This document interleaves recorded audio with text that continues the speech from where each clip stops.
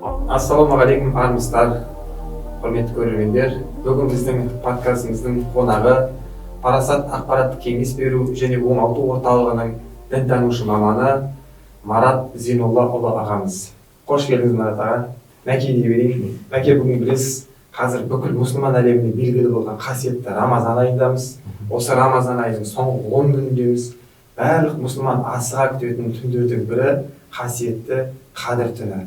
Осы Қадір түнінің төңірегінде бүгінгі подкастымыздың әңгімесін көрейік.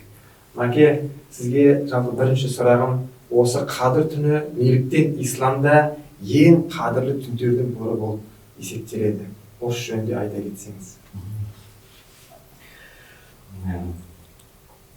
Енді осы сөзімді бастамас бұрын бір нені айтқым келіп отыр. Пайғамбар саллаллаху айтамыз кейде қазіргі кезде саллаллаху алейхи вассалам деген, яғни бұл салауаттар айтамыз. Соны түсіну үшін мінекей біздің қазағымызда, дәстүрімізде де исламмен жүргендіктен Мұқағали Мақатаевтар кешегі айтып кеткен тынбайтын күнде тыным, түнде тыным мұсылман Мұхаммедтің үмбетімін. Басқа жерде өздерің білеміз, Қаблиса жыраудың бір айтқан сөзі бар. Бақыт қайда барасын, ілулі тұрған Құраны, Расулулла Құраны, бақытты үйге барам дейді. Осы әрдайым да біз айтып жүрген себебіміз, тіпті молдаларымызды, имамдарды Құран бағыштаған кезде әуелі Мұхаммед Мұстафа саллаллаху алейхи вассалам деп айтады. Яғни осыдан бастап отқан себебім несі? Өйткені бізде қазіргі кезде кез келген ғибадатты осы кісіден үйрендік. Намаз болсын, ораза болсын, зикір болсын, қажылық болсын, қандай ғибадаттың болсын осы кісіден үйрендік. Сол себептен мінекей Аллаға сан шүкірліктер болсын. Әуелі бізді осы үмметінен болғанда, екінші осы қасиетті Рамазан айына аман-есен жеткізгенге, және осы түнге Алла тағаламыз неге аман-есен жеткізгенге сансыз шүкірліктер болсын. Енді Қадір түніне келетін болсақ, бұл не үшін қадірлі? Бұрынғы үмметтерде болған ба деген сұрақтар туындап жатады. Негізінде Дүр Мансур Анас ибн Маликте, яғни кітапта Анас ибн Малик деген Пайғамбар саллаллаху алейхи қасында 10 жастан бастап жүрген сахабадан риуаят етуі бойынша Қадір түні басқа үмметке нәсіп етпеген деп келген осы жерде. Яғни енді имам Зухри айтады, не үшін бұл қадірлі деген кезде, қадірлі деген сөз өзі қадірлі деген мағынаны білдіреді дейді. Кейбір ғалымдар айтады, бұл қадірлі деп не үшін айтқан дейді, яғни түннің қадірлі емес, сол түнде орын алған оқиғалар арқылы бұл қадірлі болып тұр деп айтқан екен. Құранда 97 сүре, осы Қадір түнінде сүре айтылады. Енді не үшін құдіретті дейтін болсақ, сол жерде айтады, инна анзалнаху фи лейлатил қадр, біз оны Қадір түнінде түсірдік дейді. Яғни осы Құран Қадір түнінде түскен екен. Енді Қадір түнінде түскен деген сөз деген бізде қазіргіде желі былай Фатихадан бастап Насқа дейін түсті деген сөз емес. Яғни тағдыр тақтайшасынан бірінші қабат аспанға, яғни Байтул Иззаға түскен, яғни осы түн Қадір түні болып есептеледі. Қалған осы 23 аяттар, яғни бірте-бірте жер бетіне түсе бастады. Кезек-кезегімен. Яғни ол жақта енді қазіргідей бастан Фатихамен соңын Нас болатын болса, ол кезде олай емес. Яғни жинақталғаннан кейінгі осылай жинақтады. Жабриил алейхиссалам келіп, негізі алғашқы түскен алғашқы Құранның Алақ сүресінің 5 аяты, соңғысы Бақара сүресінің 281 аятынан аяқталады. Осы жалпы Қадір түні деп айтып жатамыз ғой. Осы Қадір түнін қазіргі жастар болсын, осы замандағы адамдар болсын, осыған дейінгі біздің ата-бабаларымыздың уақытымен салыстырмалы түрде қарағанда қандай айырмашылықтар бар? Немесе осы Қадір түнін біз қандай құлшылықтармен басы назар аударып өткізуіміз керек? Сол туралы кеңес берсеңіз. Енді Қадір түні туралы келетін болсақ, бірінші ашып алмас бұрын ол сүре неге түсті? Соны біліп болсақ. Неге десең қазіргі кезде бірден жаққа кіріп кететін болсақ, жаңағы себебі болады. Өйткені сүре қарап тамырап болып түспейді. Имам Маликтің Муатта деген кітабында Пайғамбар саллаллаху алейхи вассаламға бұрынғы үмметтердің, яғни өмір жасы көрсетілген. Сол кезде қарап отыратын болса, 1000 жыл өмір сүрген адамдар бар. Нұх пайғамбардың өзін Құранда келетін болса, 950 жыл тек насихат қылғанын айтады. Яғни қарап отыратын болсаң, және оған пайғамбарлық қай уақытта берілгені белгісіз. Яғни осыны еткен кезде пайғамбар саллаллаху алейхи қынжылды дейді. Қынжылған кезде оған не істеді? Яғни осы Қадір түні сүресін нәзір қылды дейді. Екінші бір риуаятта келеді, Хизкиил, Юша деген үлкен пайғамбар болған, Закария пайғамбар, Аюб пайғамбар. Бұлар не істеген? 1000 ай бойы Аллаға құлшылық қылған екен. Қас қарым сәтте оған қарсы келмеген. қасында естіп отқан сахабалар қызыққан дейді. Сол кезде осы Қадір түні сүресін назар қылған дейді. Бани Исраил қауымында тағы біреу Алла жолында, яғни 1000 ай жүрген дейді. Сахабалар қызықты дейді.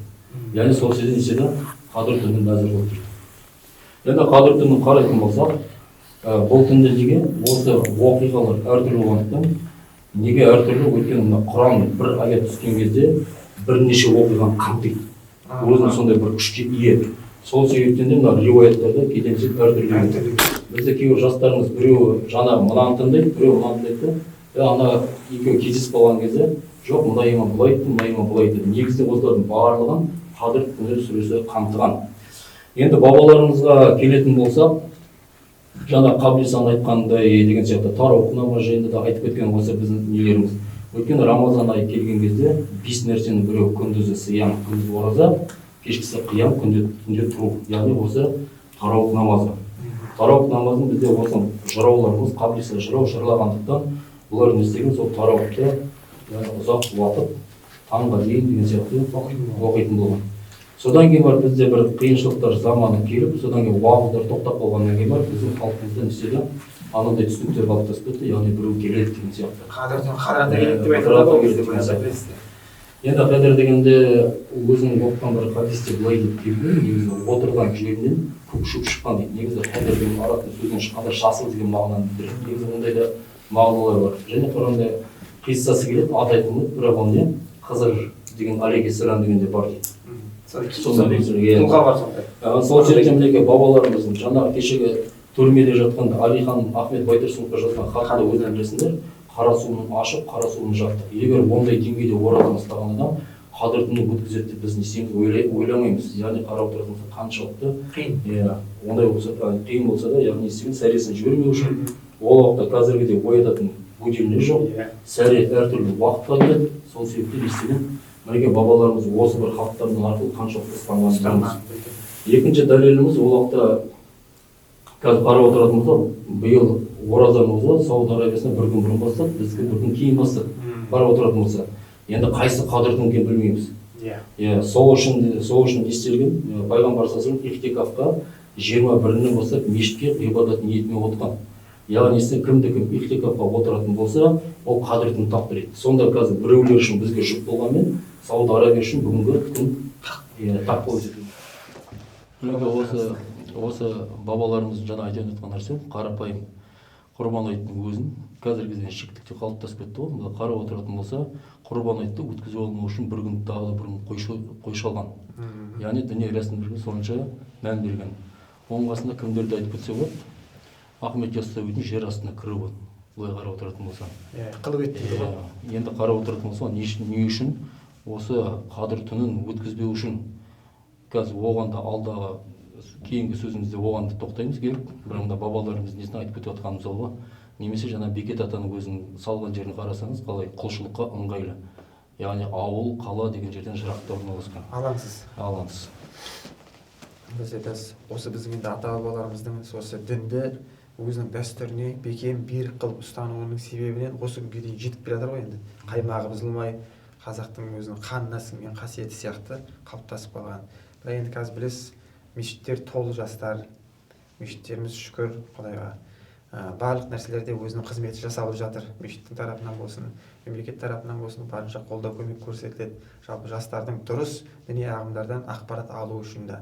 Бірақ білесіз бе, осы қазіргі мешіттерге ертең біздер айтып жатырмыз ғой, жаңағы 15-і мен 16-сы, ертең 17-сі күндері Қадір түніне тұспа-тұс келеді. Сол түннің нақты сол түн екеніне дәлел бар ма? Жақсы. Сұрақ өте орынды. Жастар деп айтып жатсаңдар, өте орынды сұрақ. Мына қазіргі кезде мен жастарға өте айтар едім.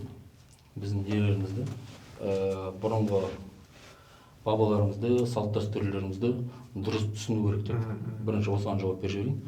Өйткені қазіргі кезде кезінде құрбан айт шалса маңдайына қан жағып қояды балалар. Осындай бір кездер өтті. Енді қазіргі кездегі жастарымыз осы мешітке келді. Содан кейін аналар